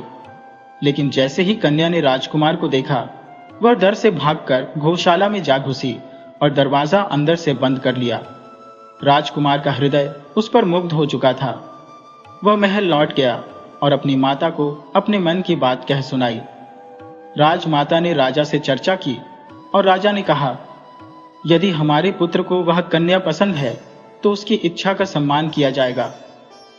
राजा ने तुरंत प्रधानमंत्री को आदेश दिया कि वह सैनिकों के साथ जाकर उस कन्या को राजमहल ले आए। प्रधानमंत्री सैनिकों के साथ जंगल में पहुंचे और कन्या को आदरपूर्वक राजमहल लाए। उसकी सुंदरता देखकर राजा और रानी दोनों ने प्रसन्नता व्यक्त की और राजकुमार की पसंद की सराहना की। रानी ने तुरंत दासियों को बुलाया और उन्हें कन्या के लिए सुगंधित तेल और उपटन का प्रबंध करने का आदेश दिया। जब कन्या ने स्नान करके अपने बाल संवार लिए, उसकी सुंदरता और भी निखर उठी और वह पहले से भी अधिक मनमोहक लगने लगी। वह कन्या अब इतनी अलौकिक सुंदरता से दमकने लगी थी मानो किसी स्वर्गीय अप्सरा ने रूप धर लिया हो। उसका रूप और व्यक्तित्व अब पूर्णतः राजघराने की गरिमा को शोभा देता था। कुछ समय तक रानी मां ने उसे अपनी देख रेख में राजघराने की रीतियां, परंपराएं और जीवन के मूल मंत्र सिखाए। जब वह राजघराने की बहू बनने के लिए पूर्णतः योग्य हो गई तो उसकी राजकुमार के साथ धूमधाम से शादी कर दी गई। अब वह कन्या उस राजा के घर की बहू बन चुकी थी। उसे राजसी ठाट बाट, बहुमूल्य वस्त्र, आभूषण और हर प्रकार का ऐश्वर्य प्राप्त था। साथ ही उसे एक स्नेही पति और देखभाल करने वाले सास ससुर का साथ भी मिला। परंतु इतने वैभव और सुख सुविधाओं के बीच भी उसका मन उदास और खिन्न रहता था। वह अपनी गाय माताओं को अत्यंत याद करती थी, जिससे उसके भीतर एक खालीपन और दुख का भाव बना रहता था। एक दिन राजकुमार ने उसकी उदासी को भांपते हुए पूछा, तुम्हें किस बात का दुख है? क्यों तुम सदा गुमसुम रहती हो? तब उस कन्या ने कहा, मुझे अपनी गाय माताओं की बहुत याद आती है। कृपया मुझे उनके पास ले चलें या उन्हें यहां बुला दें। यह सुनकर राजकुमार आश्चर्य में पड़ गया और बोला, तुम्हारी माताएं कौन है? कन्या ने उत्तर दिया, मेरी माताएं गाय है। यह सुनकर राजकुमार अचंभित हुआ कि उसकी पत्नी अपनी माता के रूप में गायों को कैसे देख सकती है। तब कन्या ने अपनी पूरी जीवन गाथा सुनाई, जिसमें उसने गायों द्वारा उसके लालन पालन और स्नेह का उल्लेख किया। यह सुनकर राजकुमार ने कहा, ठीक है, मैं तुम्हें तुम्हारी माताओं से मिलवाने ले जाऊंगा। अगले ही दिन राजकुमार अपनी पत्नी को लेकर जंगल में उन गायों के पास गया। जैसे ही गायों ने अपनी प्यारी कन्या को देखा, वे उसकी ओर दौड़ पड़ी और कन्या भी अपनी गाय माताओं से लिपट गई। उसने अपने बचपन की पालक गाय, जिसने उसे अपने दूध से सींचा था, से भरपूर ममता पाई। दोनों एक दूसरे से लंबे समय तक चिपक कर सिसकती रही। थोड़ी देर बाद सभी गायें जंगल की ओर लौट गईं और राजकुमार अपनी पत्नी के साथ महल लौट आया। वापस आते वक्त राजकुमार ने आदेश दिया कि उस गौशाला को तोड़ दिया जाए। उस दिन के बाद से कन्या अपने गाय माताओं से मिलकर तृप्त हो चुकी थी और उसने प्रसन्नता पूर्वक राजकुमार के संग अपना जीवन बिताना शुरू कर दिया। उसने लंबी आयु प्राप्त की। उनके कई संतानों ने राजवंश को आगे बढ़ाया और वे गाय माताएं, जो किसी श्रापवश इस धरती पर अवतरित हुई थी, गौशाला के टूटने के पश्चात अपने परम धाम को लौट गई। यह एक अभूतपूर्व कहानी थी, जिसमें किस्मत ने एक राजकुमार की उस बेटी को, जिसे उसके पिता ने जंगल में छोड़ दिया था, उसी राज्य की रानी बना दिया। बिना माता पिता के रहते हुए गाय माताओं ने उसे मातृत्व और स्नेह भरी जिंदगी प्रदान की। भाग्य के खेल का कोई अंदाजा नहीं लगाया जा सकता। एक अनाथ कन्या जो एक गहरी वंचना में पली बढ़ी, अंततः शाही वैभव और सुखों से भरपूर जीवन जी पाई।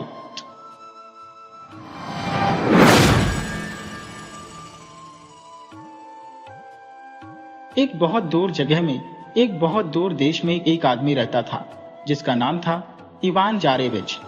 उसके 3 बहनें थीं, मैरी जारेविच, ओल्गा जारेविच और अन्ना जारेविच। समय गुजरता गया और उनके माता पिता दोनों मर गए। जब वे मर रहे थे तो उन्होंने अपने बेटे से कहा, बेटा, तुम अपनी बहनों को उस पहले आदमी को दे देना जो सबसे पहले उनका हाथ मांगे। उनको घर पर बिठाकर मत रखना। इवान ने अपने माता पिता को दियफन कर दिया। एक दिन वह अपनी तीनों बहनों के साथ बागीचे में घूमने के लिए गया। अचानक एक काला बादल उनके सिर के ऊपर आ गया और उसके साथ ही बड़े जोर का तूफान भी आ गया। इवान बोला, जल्दी करो बहनों, हम लोगों को जल्दी ही अंदर चलना चाहिए। जैसे ही वे महल में घुसे तो गरज की आवाज सुनाई दी। कमरे की छत फट गई और एक चमकीला बाज कमरे में आ गया। वह सीधे फर्श पर गया और एक सुंदर लड़ने वाले में बदल गया। वह बोला, गुड डे इवान जारेविच। मैं पहले एक मेहमान की तरह से आया था, पर अब मैं एक उम्मीदवार की हैसियत से आया हूं। मैं तुम्हारी बहन मैरी जारेविच का हाथ मांगने आया हूं। इवान बोला, अगर मेरी बहन चाहती है तो मैं रास्ते में नहीं आऊंगा। भगवान तुम दोनों को सुखी रखे। मैरी राजी हो गई। उस बाज ने मैरी से शादी कर ली और उसको अपने राज्य लेकर चला गया। घंटों पर घंटे निकलते गए, दिनों पर दिन निकलते गए और फिर एक साल कब निकल गया पता ही नहीं चला। एक बार फिर इवान और उसकी बहनें बागीचे में घूमने गए तो एक बार फिर एक काला बादल आया, एक बार फिर एक तूफान उठा और एक बार फिर बिजली चमकी और एक बार फिर इवान अपनी बहनों के साथ अंदर महल में चला गया। जैसे ही वे महल के अंदर घुसे गरज की आवाज आई और छत फाड़ता हुआ एक गरुड़ उसमें से अंदर घुसा। वह भी फर्श की तरफ उड़ा और एक बहुत सुंदर लड़ने वाले नौजवान में बदल गया। वह बोला, गुड डे इवान। मैं यहाँ पहले एक मेहमान की तरह आया था और अब एक उम्मीदवार की हैसियत से आया हूँ। मैं तुम्हारी बहन ओल्गा का हाथ मांगने आया हूँ। इवान ने उसको भी वही जवाब दिया जो उसने पहले उम्मीदवार को दिया था। अगर मेरी बहन राजी है तो मैं रास्ते में नहीं आऊंगा। भगवान तुम दोनों को सुखी रखिए। ओल्गा राजी हो गई। उस गरुड़ ने ओल्गा से शादी कर ली और उसको अपने राज्य लेकर चला गया। इसके बाद तीसरा साल निकल गया। इवान ने अपनी सबसे छोटी बहन से कहा, चलो बागीचे में घूमने चलते हैं। सुबह दोनों बागीचे में घूमने चले गए। वे लोग थोड़ी ही देर वहां घूमे होंगे कि एक बार फिर एक काला बादल आया, एक बार फिर एक तूफान उठा और एक बार फिर एक बिजली चमकी। एक बार फिर इवान अपनी बहन अन्ना के साथ अंदर महल में चला गया। जैसे ही वे महल के अंदर घुसे गरज की आवाज आई और छत फाड़ता हुआ एक रेवन अंदर आया। वह भी फर्श की तरफ उड़ा और एक सुंदर लड़ने वाले नौजवान में बदल गया। पहले दो लड़ने वाले भी काफी सुंदर थे, पर वे इसके मुकाबले में कुछ भी नहीं थे। वह बोला, गुड डे इवान। मैं यहाँ पहले एक मेहमान की तरह आया था और अब एक उम्मीदवार की हैसियत से आया हूँ। मैं तुम्हारी बहन अन्ना का हाथ मांगने आया हूँ। इवान ने उसको भी वही जवाब दिया जो उसने पहले दो उम्मीदवारों को दिया था। अगर मेरी बहन राजी है तो तुम उससे शादी कर सकते हो। मैं रास्ते में नहीं आऊंगा। भगवान तुम दोनों को सुखी रखिए। अन्ना राजी हो गई और उस रेवन ने अन्ना से शादी कर ली और उसको अपने राज्य लेकर चला गया। इवान अगले पूरे साल अकेला ही रहा। सुबह दुखी हो गया। एक दिन उसने सोचा कि वह अपनी बहनों से मिलकर आता है, सो वह अपनी बहनों से मिलने चल दिया। चलते चलते उसको एक बड़ा शानदार कैंप दिखाई दे गया। उस कैंप की मालकिन मारिया मोरेवना उससे मिलने के लिए बाहर आई। Good day Ivan Tsarevich. तुम कहाँ जा रहे हो? क्या तुम अपनी मर्जी से ऐसे ही जा रहे हो या फिर तुमको किसी चीज की जरूरत है? इवान बोला, मैं एक आजाद आदमी हूं। मैं वही करता हूं जो मैं चाहता हूं। मारिया बोली, तब तुम अंदर आओ और मेरे साथ कुछ समय रहो। इवान खुशी से राजी हो गया। वह वहां 2 रात रहा। माया को उससे प्रेम हो गया तो उन दोनों ने शादी कर ली। मारिया उसको अपने राज्य ले गई। वे वहां कुछ समय तक खुशी खुशी रहे। फिर मारिया को लड़ाई को लिए जाना पड़ा। उसने अपना सब कुछ इवान को सौंपा और बस इतना कहा, तुम जहां भी जाना चाहो जाना, तुम जो कुछ भी देखना चाहो देखना, पर एक चीज तुम कभी नहीं करना, और वह यह कि इस भंडार घर का दरवाजा कभी नहीं खोलना। अब इवान तो ऐसा ही था जैसे हम सब लोग होते हैं। सो जैसे ही मारिया वहां से गई वह तुरंत ही उस भंडार घर की तरफ भागा गया जिसका दरवाजा मारिया ने उसको खोलने से मना किया था। उसने उसका दरवाजा खोला और अंदर झांका। वहां कोषचेव लटका हुआ था जिसे कभी मौत नहीं आती। वह 12 लोहे की जंजीरों से बंधा हुआ था। कोषचेव उसको देखते ही बोला, मुझ पर दया करो, मुझे कुछ पीने के लिए दो। मैं यहाँ बिना खाना खाए और बिना पानी पिए 10 साल से लटका हुआ हूँ। मेरा गला तो बिना पानी के बिल्कुल रेगमार हो गया है। इवान उसके लिए एक बाल्टी पानी लेकर आया और उसे पीने के लिए दिया। कोषचेव ने उसे एक ही घूंट में पी लिया और बोला, मुझे एक बाल्टी से ज्यादा पानी चाहिए। मुझे एक बाल्टी पानी और लेकर आओ। इवान उसके लिए एक बाल्टी पानी और ले आया। कोश्चेव उस पानी को भी पी गया। फिर उसने तीसरी बाल्टी पानी मांगा।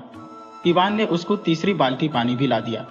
जैसे ही उसने वह तीसरी बाल्टी पानी पिया तो उसकी सारी पुरानी ताकत वापस आ गई। उसने अपना शरीर एक बार हिलाया और अपनी 12 जंजीरें तोड़ दी। कोश्चेव बोला, तुम बहुत दयालु हो, पर मुझे डर है कि अब तुम मारिया को फिर कभी नहीं देख सकोगे। तुम उसको उसी तरह नहीं देख सकोगे जैसे तुम अपने कान नहीं देख सकते। फिर वह हवा का एक झोंका बना और खिड़की से बाहर चला गया। उसने मारिया को ढूंढ लिया और उसको उठाकर अपने घर ले गया। इवान बहुत रोया, बहुत रोया। बाद में उसने अपने आंसू पोंछे और अपनी यात्रा पर जाने के लिए तैयार हुआ। 2 दिन तक चलने के बाद तीसरे दिन सुबह वह एक बहुत ही बढ़िया महल के पास आया। उस महल के पास एक ओक का पेड़ इकसठ खड़ा था, जिस पर एक चमकीला बाज बैठा था। इवान को देखते ही उस बाज ने उस पेड़ पर से सीधी जमीन की तरफ एक कूद लगाई और एक सुंदर लड़ने वाला नौजवान बन गया। आदमी बनकर वह बोला, भाई साहब, आप कैसे हैं और दुनिया में क्या कुछ नया हो रहा है? इतने में राजकुमारी मैरी भी बाहर दौड़ी आ गई। वह अपने भाई के गले लग गई और उसका सारा हाल पूछने लगी कि वह कैसा रहा। फिर उसने उसको अपने बारे में बताया। इवान उसके घर 3 दिन रहा। फिर बोला, मुझे अफसोस है बहन कि मैं तुम्हारे घर और ज्यादा नहीं ठहर सकता, क्योंकि मुझे अपनी पत्नी सुंदर मारिया मोरेवना को ढूंढना है। बाज बोला, वह आपको इतनी आसानी से नहीं मिलेगी भाई साहब। आप कम से कम यहाँ अपनी चांदी की चम्मच छोड़ते जाइए, इससे हम आपको याद करते रहेंगे। भगवान आपको आपकी मारिया को ढूंढने में मदद करे। इवान ने अपनी चांदी की चम्मच वहां छोड़ दी और अपनी यात्रा पर आगे चल दिया। इवान फिर 2 दिन चला और तीसरे दिन एक और सुंदर महल के पास आया। यह महल उस पहले वाले महल से भी ज्यादा सुंदर था। इस महल के पास भी एक ओक का पेड़ था और इस पेड़ पर एक गरुड़ बैठा था। इवान को देखकर उसने भी वहां से सीधी जमीन की तरफ एक कूद लगाई और एक सुंदर लड़ने वाला नौजवान बन गया। उसने आवाज लगाई, ओ ओल्गा, जल्दी से बाहर आओ, देखो तुम्हारा भाई आया है। ओल्गा तुरंत ही बाहर दौड़ी आई और अपने भाई को गले लगाकर उससे उसका हाल पूछा। फिर उसने उसको अपने बारे में बताया। इवान यहाँ भी 3 दिन ठहरा और फिर बोला, मुझे अफसोस है बहन कि मैं तुम्हारे घर और ज्यादा नहीं ठहर सकता, क्योंकि मुझे अपनी पत्नी सुंदर मारिया मोरेवना को ढूंढना है। गरुड़ भी वही बोला जो बाज ने उससे कहा था। वह आपको इतनी आसानी से नहीं मिलेगी भाई साहब। आप कम से कम अपना चांदी का कांटा यहाँ छोड़ते जाइए, शायद हमें इसकी कभी जरूरत पड़ जाए। भगवान आपको आपकी मारिया को ढूंढने में मदद करे। इवान ने अपना चांदी का कांटा वहां छोड़ा और अपनी यात्रा पर आगे चल दिया। वह फिर 2 दिन चला तो तीसरे दिन की सुबह को उसको फिर एक महल दिखाई दिया। यह महल उस दूसरे महल से भी ज्यादा सुंदर और शानदार था। इस महल के पास भी एक ओक का पेड़ खड़ा था और इस ओक के पेड़ पर एक रैवन बैठा था। रैवन ने इवान को देखा तो उसने भी पेड़ से सीधी जमीन की तरफ एक कूद लगाई और एक सुंदर लड़ने वाला नौजवान बन गया। वह जोर से बोला, अन्ना, यहाँ आओ, देखो तुम्हारा भाई आया है। अन्ना तुरंत ही बाहर दौड़ी आई और भाई को गले लगाया और उससे उसका सारा हाल पूछा और फिर उसको अपना हाल बताया।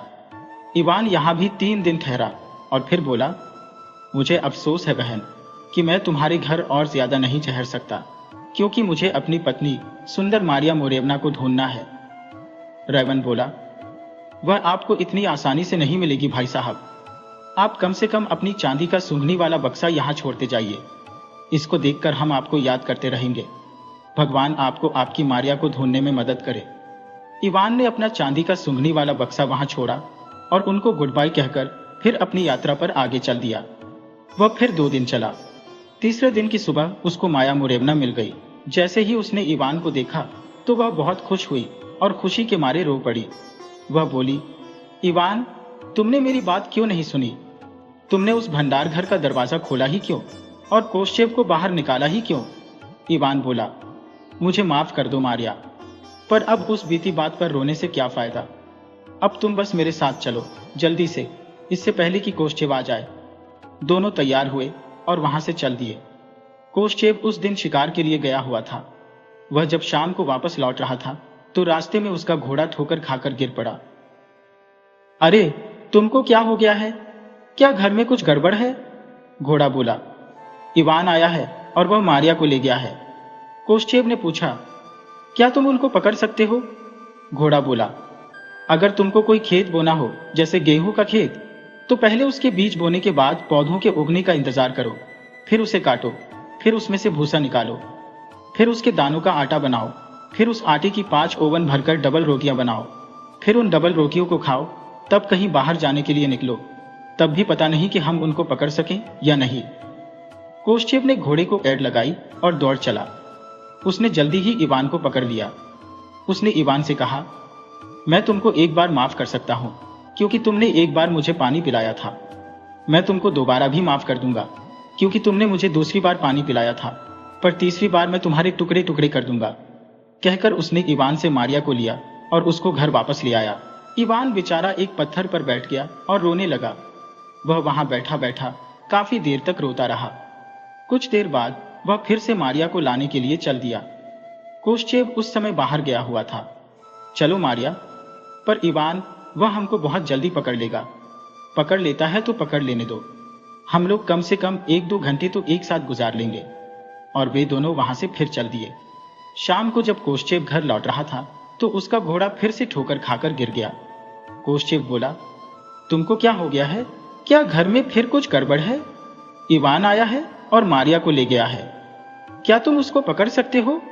अगर तुमको जौ का खेत बोना हो तो पहले उसके बीज बोने के बाद पौधों के उगने का इंतजार करो, फिर उसे काटो, फिर उसमें से भूसा निकालो, फिर उससे बियर बनाओ, फिर उसको पीकर धुत हो जाओ, फिर सो, और तब कहीं बाहर जाने के लिए निकलो।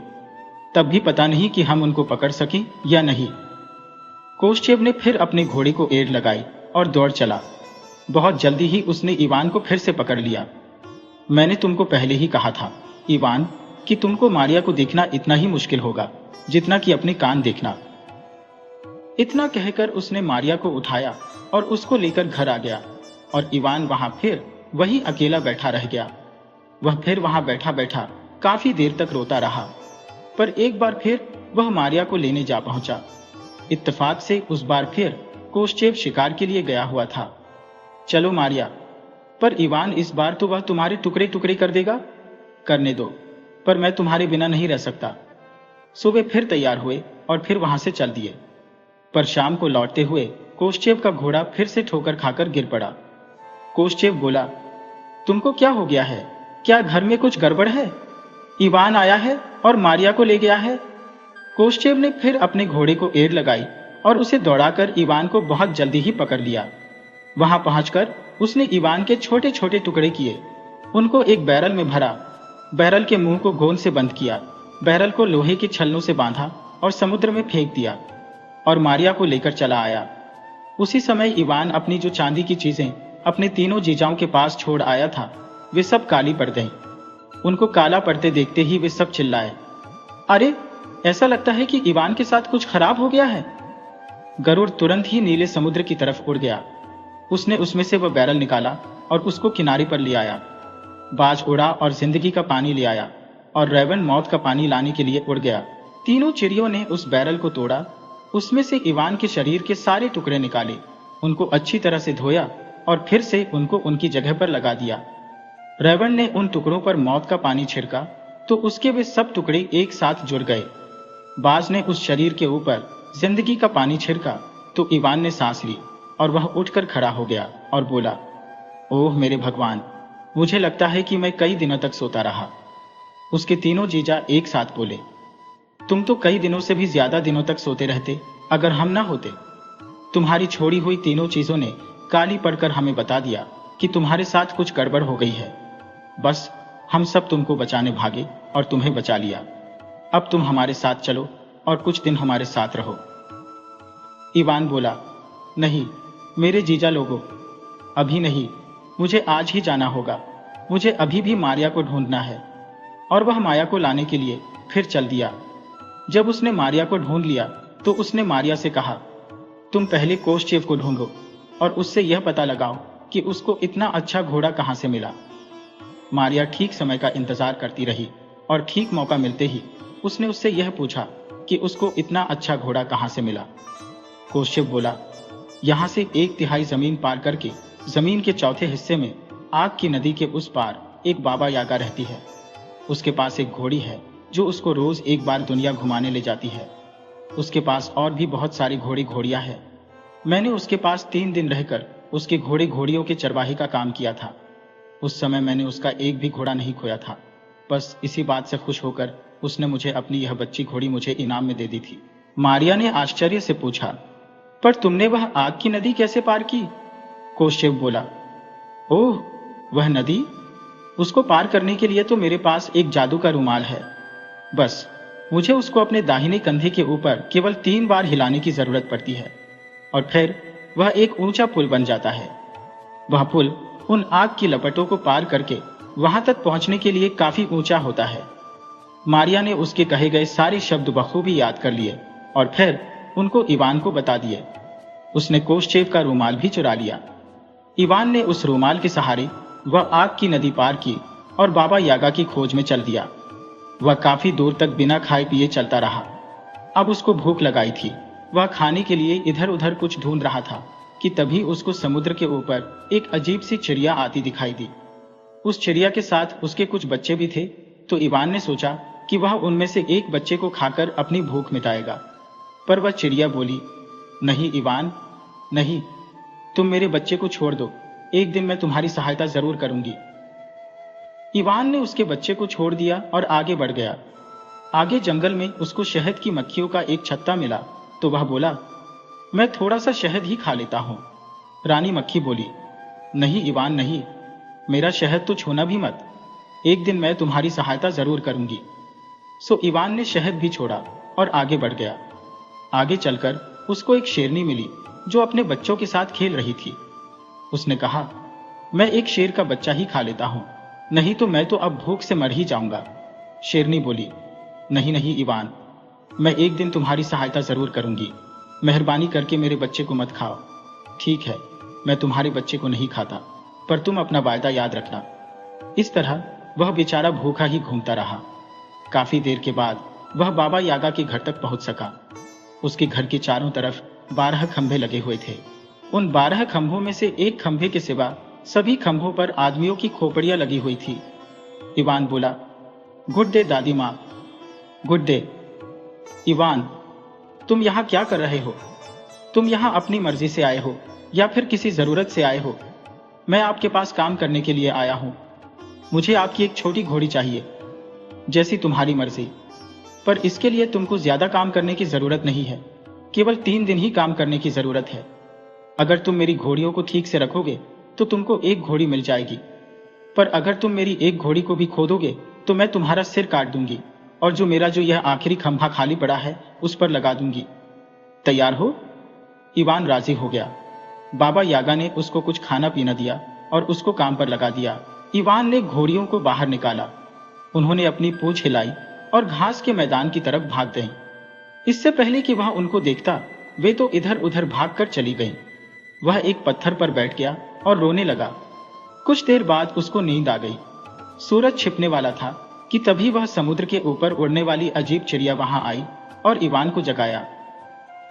उठो इवान, उठो, जरा देखो तो, तुम्हारी सब घोड़ियां तो अपने घुड़साल में आ भी गई है। इवान उठा और वापस घर पहुंचा तो उसने देखा कि उसकी सारी घोड़ियां तो घुड़साल में खड़ी हैं, पर उधर बाबा यागा अपनी घोड़ियों पर चिल्ला रही थी और उनको बुरा भला कह रही थी। तुम लोग सारी की सारी यहां वापस क्यों आ गई? घोड़ियां बोली, हम क्या करती? सारी दुनिया की बहुत सारी चिड़िया वहां आ गई थी और अगर हम वहां से न भागते तो वे तो अपनी चोंचों से हमारी आंखें ही निकाल लेती। कोई बात नहीं, कल तुम लोग जंगल की तरफ चली जाना। इवान रात को चैन की नींद सोया। सुबह को बाबा यागा ने उससे कहा, तुम अपने आप को ठीक से देखना इवान। अगर आज रात एक घोड़ी भी वापस नहीं आई तो कल तुम्हारा यह खूबसूरत सिर मेरे एक खंभे पर सजा होगा। अगले दिन इवान ने सब घोड़ियों को घुड़साल से बाहर निकाला। घोड़ियों ने बाहर निकलते ही अपनी अपनी पूंछें हिलाई और फिर से जंगल में काफी अंदर तक भाग गई। इवान फिर एक पत्थर पर बैठ गया और फिर रोने लगा। रोते रोते वह फिर वहीं सो गया। वह सारा दिन सोता रहा। जब शाम हुई तो वहां एक शेर आया और बोला, इवान उठो, देखो तुम्हारी घोड़ियां घुड़साल में सुरक्षित पहुंच गई है। इवान उठा और फिर घर वापस आया। बाबा यागा अपनी घोड़ियों पर फिर से चिल्ला रही थी।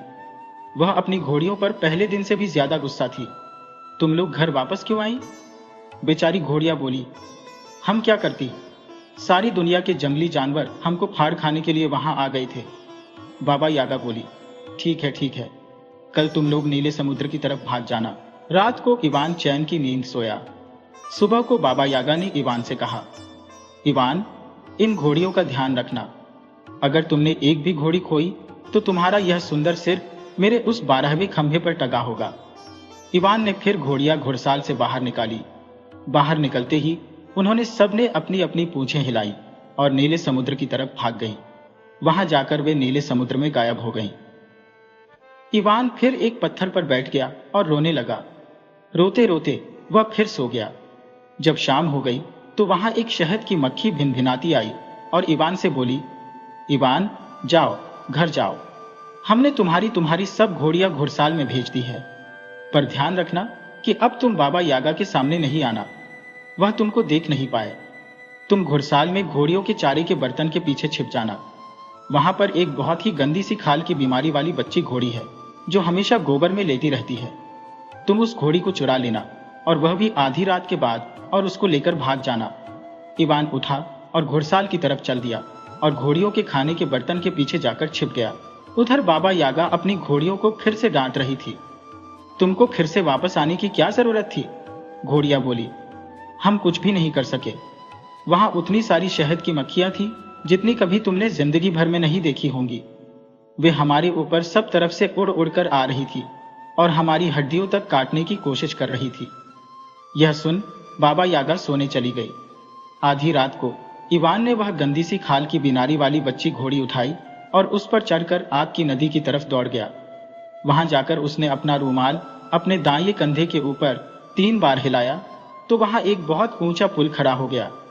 इवान ने वह पुल पार किया, फिर 2 बार उस रूमाल को अपने बाएं कंधे के ऊपर हिलाया तो वह पुल तो वही रहा, पर वह बहुत ही पतला हो गया था।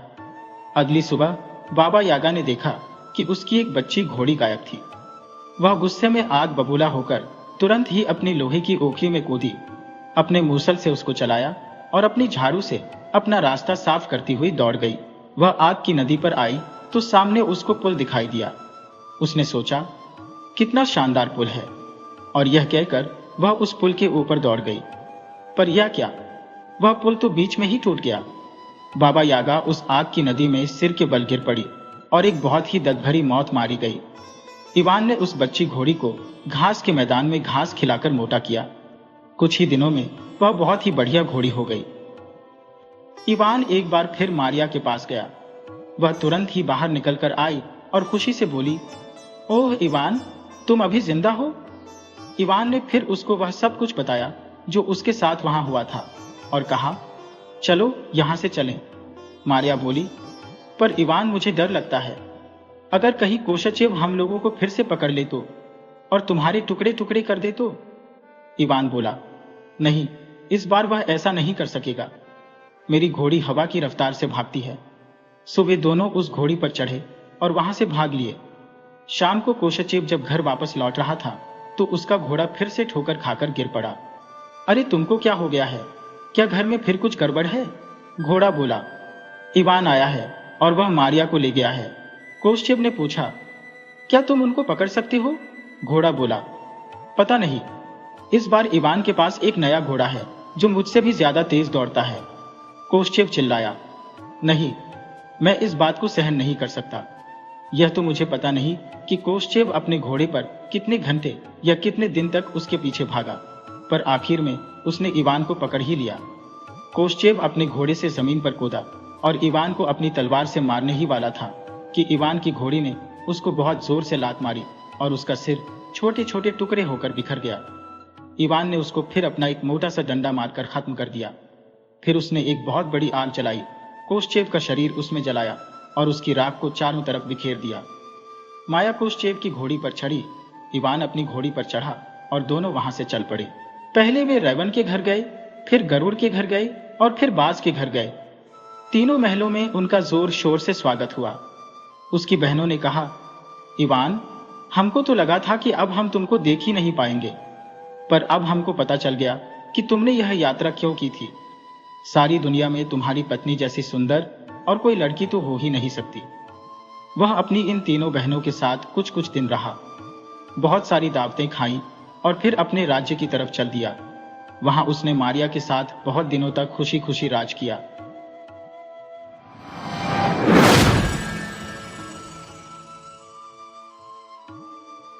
वीडियो अच्छी लगी हो तो इसे लाइक करें और ऐसी ही मज़ेदार कहानियों के लिए चैनल को सब्सक्राइब करें और बेल आइकन दबाएं। ज़्यादा से ज़्यादा अपने दोस्तों को शेयर करें। धन्यवाद।